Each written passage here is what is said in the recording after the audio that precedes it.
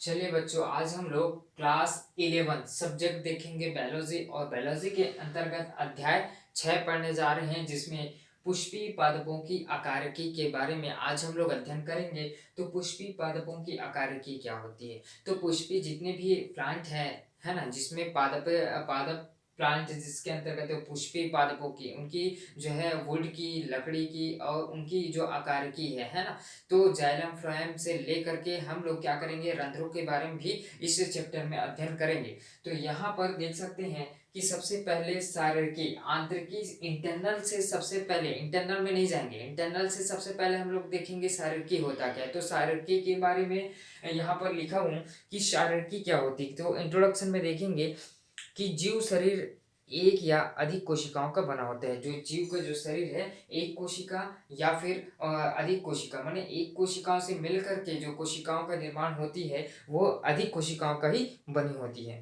तो एक या कुछ कोशिकाओं में से बने जो कोशिका होती है उनकी संरचना क्या होती है, सरल होती है। जबकि बड़े जो जीव होते हैं उनकी संरचना क्या होती है, असंख्य कोशिकाओं की बनी होती है। तो ये इनकी जो संरचनाएं होती है वो क्या होती है, जटिल होती है, कठिन होती है। तो इसी प्रकार जीवों के शरीर के अंदर की इस जटिल व्यवस्था का अध्ययन ही क्या कहलाती है, शारीरकी कहलाती है। क्या कहलाती है, शारीरकी कहलाती है। जिसमें हम लोग एक कोशिका से मिल करके अनेक कोशिकाओं का निर्माण होती है। उसी प्रकार से यहाँ पर भी हम लोग पुष्पीय पादपों में जो है शारीरकी के बारे में बात करें तो जीवों की जो कोशिकाएं हैं, जीवों की जो सेल्स हैं, वो एक या जटिल सेल मिलकर के जटिल संरचना का निर्माण करती है, जो हमारी क्या कहलाती है, शारीरकी कहलाती है। तो शारीरकी को और ज़्यादा डेफिनेट में करें तो शारीरकी जीव विज्ञान की वह शाखा है जिसके अंतर्गत जीवों की आंतरिक संरचना एवं व्यवस्था का अध्ययन किया जाता है। तो जीव विज्ञान की वह शाखा है, यानी कि ब्रांच ऑफ बायोलॉजी कह सकते हैं, कि जिसके अंतर्गत जीवों के इंटरनल मतलब आंतरिकी संरचना की व्यवस्था का अध्ययन करना क्या कहलाती है, शारीरकी कहलाती है। आज हम लोग पढ़ने जा रहे हैं आंतरिकी। तो आंतरिकी क्या है, आप लोग को स्पष्ट हो गया होगा कि पुष्पीय पादपों में आंतरिकी। तो यहाँ से स्पष्ट हो गया कि जीव विज्ञान की वह शाखा जिसके अंतर्गत जीवों के आंतरिक संरचना मतलब जीवों की इंटरनल प्रोसेस को हम लोग, इंटरनल स्ट्रक्चर की व्यवस्था की क्रम को हम लोग पढ़ेंगे, तो वो क्या कहलाती है, आंतरिकी कहलाती है। तो यहाँ पर उनकी शारीरिकी के जो है अध्ययन से क्या क्या लाभ है, advantage of study of एंटोनॉमीज।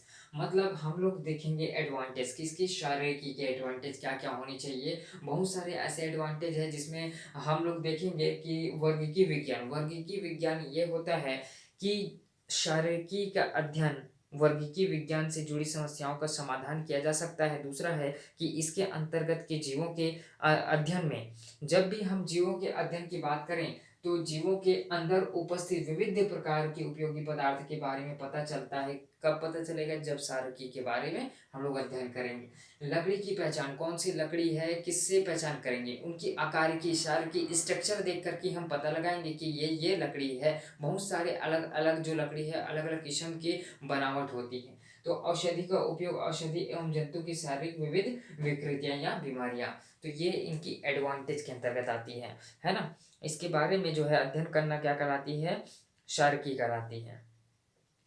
Next हम लोग देखेंगे पादप ऊतक, प्लांट टिश्यू।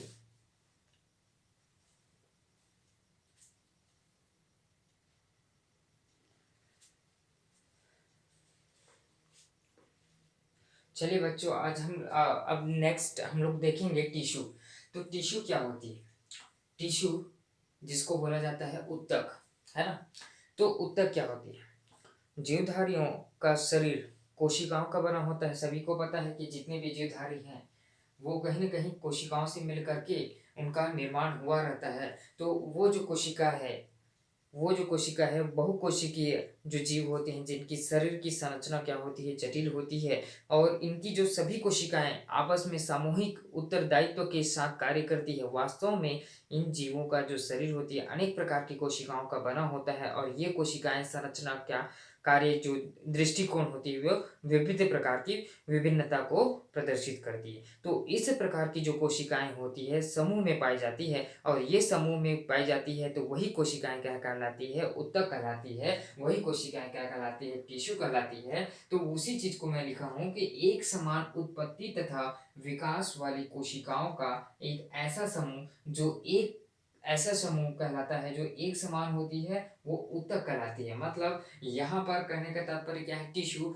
टिश्यू को आप लोग को याद रखना है कि टिश्यू क्या है, ऐसा पूछा जाए तो एक समान उत्पत्ति, मतलब उनकी जो क्रम होती है, उनकी उत्पत्ति होती है जटिल होगी, लेकिन विकास वाली कोशिकाओं का एक ऐसा समूह, मतलब निरंतर उनमें क्या होनी चाहिए, उन कोशिकाओं का एक वंश बनता है, और वो जो कोशिकाओं का जो समूह होता है वो एक समान होती है, वही ऊतक कहलाती है। क्या कहलाती है, ऊतक कहलाती है। और यहाँ पर देख सकते हैं कि ऊतकों का जो अध्ययन होती है, जीव विज्ञान की वह शाखा है जिसके अंतर्गत जो है औतकी हिस्ट्री, जो हिस्टोलॉजी कहा जाता है, और विज्ञान की वह शाखा की इसके अंतर्गत जो है महावैज्ञानिक, महान वैज्ञानिक जो है मार्सेली मार्कोगी जो है, इन्होंने 1628 में किया था।